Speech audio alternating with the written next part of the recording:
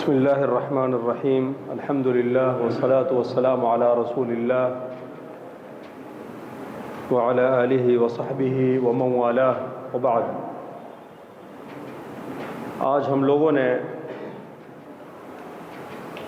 8ویں پارے کی آیتوں کی تلاوت سماعت فرمائی ہے۔ 8ویں پارے کے ابتدائی حصے میں سورۃ الانعام کی کچھ آیتیں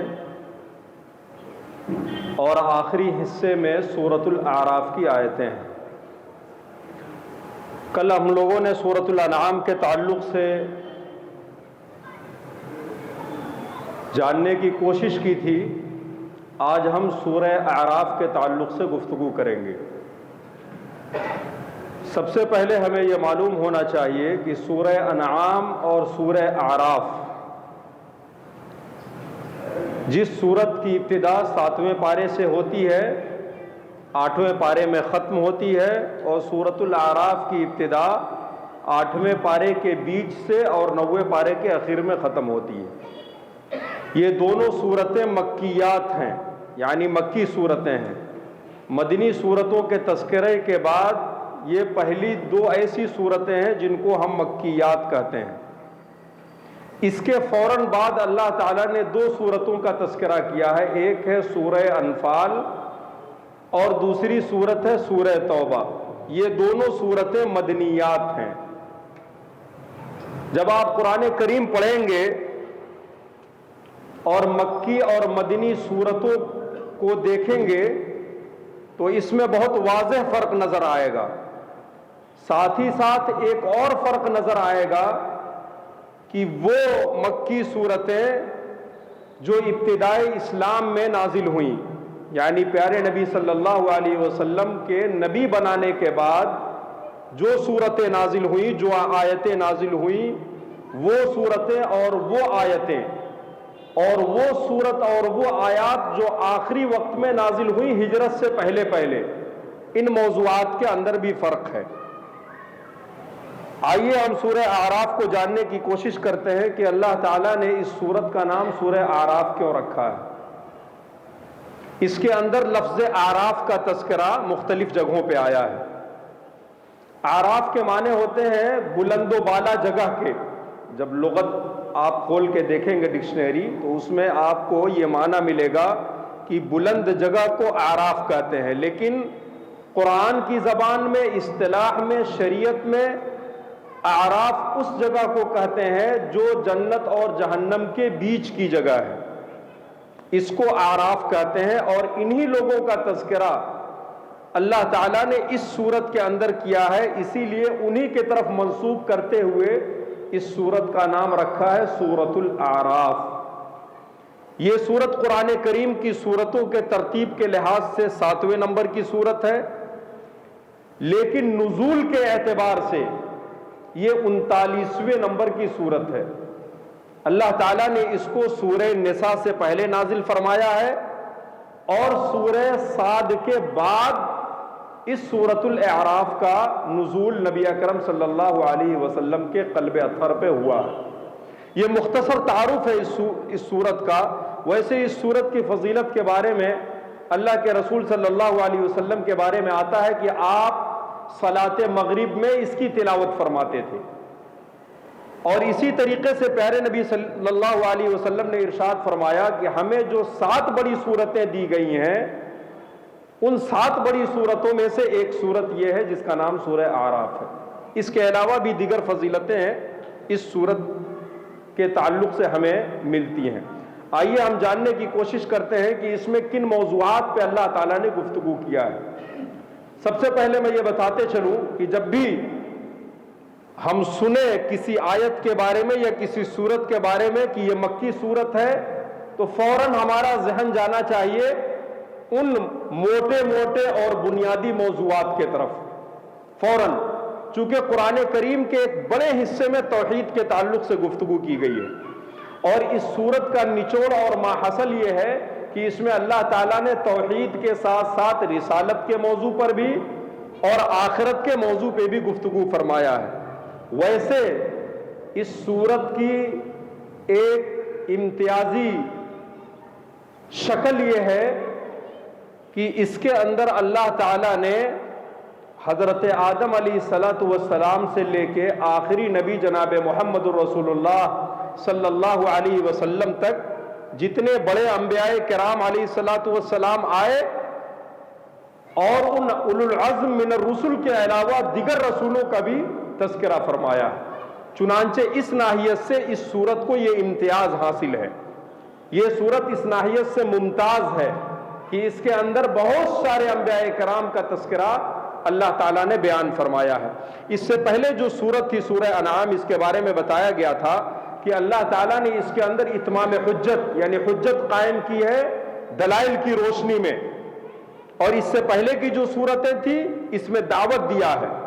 ہمیں صلاۃ تراویح کے بعد جو خلاصہ بیان کیا جاتا ہے، اور میں ٹوٹی پھوٹی زبان میں جو کچھ آپ کے سامنے پیش کرتا ہوں، ہمیں اسے سمجھنے کی کوشش کرنی چاہیے، ذہن میں ایک خاکہ آنا چاہیے، کچھ نہیں تو ایک تصور ضرور ذہن میں آنا چاہیے کہ مثال کے طور پہ ہم سمع اللہ لمن حمیدہ کہتے ہیں تو ظاہر سی بات ہے ہمارے بہت سارے بھائی، ہماری بہت ساری بہنیں اس معنی سے واقف نہیں ہیں، لیکن کم سے کم یہ تصور ذہن میں ہونا چاہیے کہ یہ کہا جا رہا ہے۔ جیسے سبحان اللہ کہا جاتا ہے، لوگوں کو اس کا معنی نہیں معلوم، بہت سارے لوگوں کا، تو کم سے کم یہ معلوم ہونا چاہیے کہ اس میں اللہ تعالیٰ کا تذکرہ ہو رہا ہے۔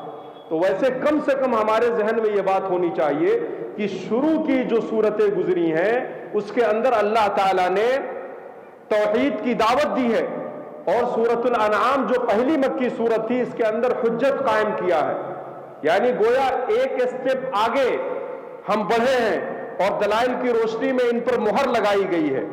لیکن اس صورت کے اندر سورہ اعراف کے اندر اللہ تعالیٰ نے انذار، تشدید اور دھمکی سے کام لیا ہے، اور یوں ہی نہیں بلکہ حضرت آدم سے لے کے پیارے نبی صلی اللہ علیہ وسلم تک جتنی بڑی قومیں گزری ہیں، جتنے مشہور انبیاء گزرے ہیں، ان کے واقعات کو تفصیلی انداز سے بیان کیا ہے، اور پھر بیان کرنے کے بعد ان کو دھمکی دی ہے، ان کو بتایا ہے کہ اب تم براہ راست صحیح راستے پہ آ جاؤ۔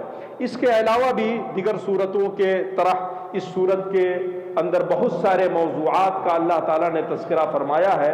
بطور خاص حضرت آدم اور حضرت حوا کا تذکرہ اس صورت کے ابتدا میں موجود ہے، ہمیں یہ پڑھنا چاہیے، اور کس طریقے سے ان دونوں نے اعتراف جرم کیا اور اللہ کے سامنے ندامت و شرمندگی کا اظہار کیا، اور کس انداز سے اپنے رب کو منانے کے لیے دعا کیا، یہ اس صورت کے اندر واضح اور جلی حروف میں نظر آتا ہے کہ ربنا ظلمنا انفسنا وَإِن لَّمْ تَغْفِرْ لَنَا وَتَرْحَمْنَا لَنَكُونَنَّ مِنَ الْخَاسِرِينَ۔ ہمیں اس دعا سے بہت ساری چیزیں سیکھنے کو ملتی ہیں، چونکہ ہم بشری تقاضوں کے مطابق کچھ ایسی غلطیاں کرتے ہیں جن غلطیوں کے بارے میں صرف ہم ہی جانتے ہیں، ہمارے ان اعضاء و جوارح کے علاوہ کوئی نہیں جانتا، بلکہ بعض ایسی غلطیاں ہم کرتے ہیں، ایسے گناہ کرتے ہیں جن گناہ کے بارے میں ہم بھی نہیں جانتے۔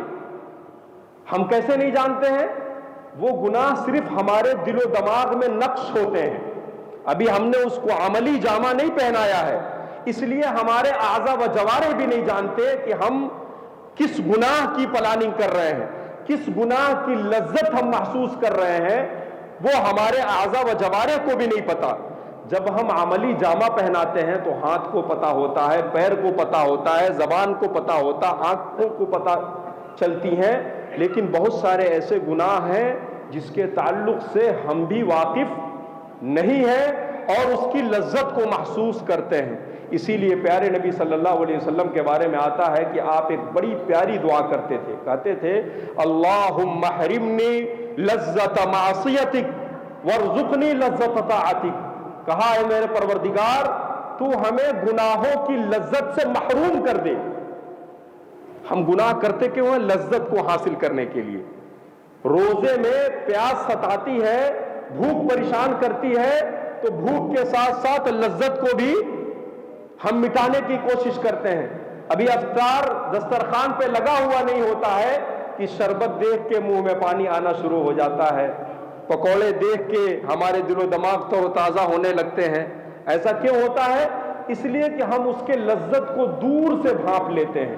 پیارے نبی صلی اللہ علیہ وسلم نے اسی لیے کہا کہ اے میرے پروردگار تو ہمیں گناہوں کی لذت سے محروم فرما دے. گناہ ہو بھی کیا بشری تقاضوں کے مطابق تو اس کے لذت سے تو ہمیں محروم کر دے, چونکہ لذت انسان کو گناہوں کے طرف کھینچ کے لے کے جاتی ہے. وَارْزُقْنِي لَذَّةَ طَاعَتِكَ, اور تو اپنی اطاعت و فرما برداری اور بندگی کی لذت کو ہمارے دلوں میں جاگزی فرما دے, ہمیں اس دولت سے مالا مال فرما دے. ہمیں نماز پڑھنی ہے, اس نماز کے اندر کیا لذت ہے؟ ہم سلام کرنا ہے اپنے بھائی سے راستے پہ گزرتے ہوئے, اس سلام کے اندر کیا مٹھاس ہے, کیا چاشنی ہے؟ ہم صدقہ و خیرات کرتے ہیں, اس کے اندر کون سی روح چھپی ہوئی ہے؟ ہمیں اس کی لذت بطور خاص عطا فرما دی. پیارے نبی صلی اللہ علیہ وسلم کی دعا تھی. ہمیں اس اعراف کے اندر حضرت آدم علیہ السلام کے دعا سے یہ سیکھ ملتی ہے کہ ہم لوگوں کو تکبر و انانیت سے کام نہیں لینا چاہیے. پورے انسانیت کے سردار, جہاں سے نسل انسانی کا تسلسل ہوتا ہے, انہوں نے اپنے گناہوں کا ایسا اعتراف کیا کہ قیامت تک لوگ ان کے گناہوں سے واقف ہیں. اور یہی نہیں, جب جنت سے نکالے گئے تو اس صورت کے اندر بتایا گیا ہے کہ کیسے ستر پوشی کرنے کے لیے کبھی ایسے ڈھک رہے ہیں, کبھی ایسے ڈھک رہے ہیں. تو جب اس دنیا کے سب سے بڑے انسان, داداؤں کے دادا, پرداداؤں کے پردادا, چکرداداؤں کے چکردادا حضرت آدم علیہ السلام نے قرآن کے زبان میں اس طریقے سے گناہوں کا اعتراف کیا اور ان کے قصے کو قرآن میں بیان کیا گیا, تو ہم اور آپ کون ہوتے ہیں جو اپنے گناہوں پر نادم و شرمندہ نہ ہو؟ ہمیں ان سے زیادہ تیزی سے بھلائی کے طرف, توبہ و استغفار کے طرف بھاگنا چاہیے. اسی طریقے سے اس صورت کے اندر بتایا گیا ہے کہ لباس یہ اللہ تعالیٰ کی زینت ہے, لیکن اس لباس میں سب سے بہتر لباس یہ ہے کہ انسان تقوی اور خشیت الہی کا پہلے لباس پہنے, پھر اس کے بعد اس لباس کو ستر پوشی کے لیے, پھر زینت کے لیے. چونکہ 3 مقاصد ہوتے ہیں ستر پوشی کے. ایک مقصد تو یہ ہوتا ہے کہ ہم ستر پوشی کریں, دوسرا مقصد کیا ہوتا ہے کہ ہمیں اس لباس کے ذریعے تواضع انکساری حاصل ہو, اور تیسرا مقصد کیا ہے کہ ہم اس کے ذریعے زینت حاصل کریں. تو آج ہمارے سماج میں الٹا ہو گیا, ہم زینت کے لیے کپڑا پہنتے ہیں, نہ کہ ستر پوشی کے لیے پہنتے ہیں. بطور خاص ہماری مائیں اور ہماری بہنیں آپ دیکھیں کس طریقے سے کپڑا پہنتی ہیں, اور مرد حضرات بھی کس طریقے سے پہننے لگے ہیں. تو اس صورت کے اندر اس کی بھی تعلیم دی گئی ہے, ہمیں پڑھنا چاہیے, سیکھنا چاہیے. ویسے اس صورت کے اندر سب سے اہم اور بنیادی چیز جس کا تذکرہ اللہ تعالیٰ نے کیا ہے وہ ہے کفار. اللہ تعالیٰ بیان فرماتا ہے ان الذین کفروا بآیاتنا واستکبروا عنها لا تفتح لهم ابواب السماء ولا يدخلون الجنة حتى يلج الجمل في سم الخياط. آخری مہر لگائی ہے, آخری کیل لگائی ہے, کہا کہ جو لوگ ہماری آیتوں کو جھٹلاتے ہیں اور تکبر و عناد سے کام لیتے ہیں, ان کے لیے نہ تو جنت کے دروازے کھولیں گے نہ آسمان کے دروازے کھولیں گے, یہاں تک کہ اونٹ سوئی کے سوراخ سے نہ نکل جائے. ہم سب جانتے ہیں کہ کوئی بھی اونٹ سوئی کے سوراخ سے نکل سکتا ہے؟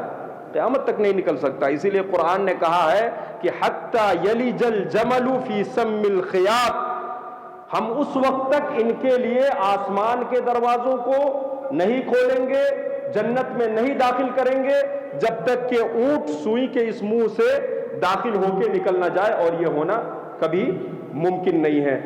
بات بہت لمبی ہو گئی, ہم گھر جا کر ضرور اعراف کے تعلق سے جاننے کی کوشش کریں کہ یہ اعراف کون لوگ ہیں. مختصر طور پہ یہ بتا دوں کہ اعراف کے مقام پر ان لوگوں کو روکا جائے گا جن کی نیکیاں اور جن کی برائیاں برابر ہوں گی.